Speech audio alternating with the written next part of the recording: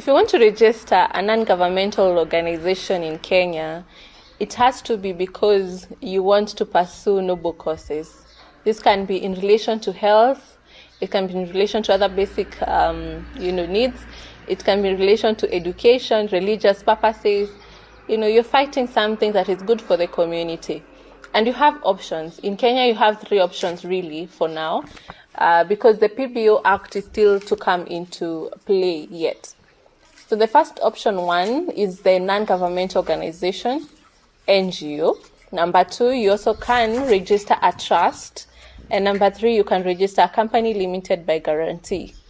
I will just go straight ahead and discuss my favorite, the company limited by guarantee, and explain what it's all about. So if your courses are as listed above, the ones I had just mentioned, for community and not for profit making, then you can register a company limited by guarantee. The registration is done almost the same way as a company limited by shares, except that the directors have to be vetted so that the government is clear that the persons who are registering the limited by guarantee company are right-standing members of the society.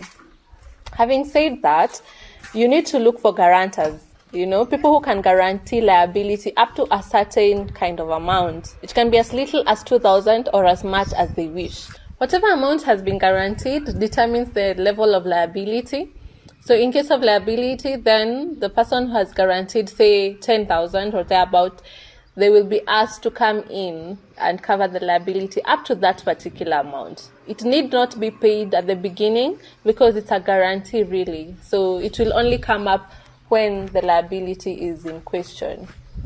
An advantage in relation to company limited by guarantee is that it carries the advantages of a company.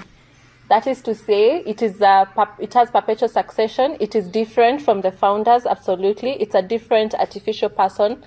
It can enter into contracts on its own. It can be sued in its own name and things like this. So there's clear separation between the company and yourself, your activities as a person and the activities of the company.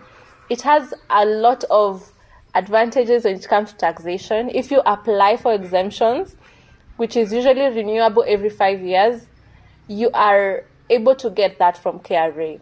If they are satisfied that whatever you're doing is non-profit, then yes, they will give you the exemption. Now, you need to be very clear that your activities are not profit-making in nature, and that can attract, donors and, the persons you want to attract for funding.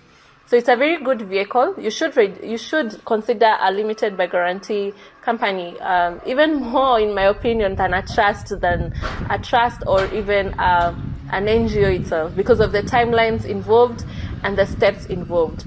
Having said that, a trust has its own advantages and an NGO has its own advantages that we can discuss in another video. For now, thank you. My name is Mary Mukoma.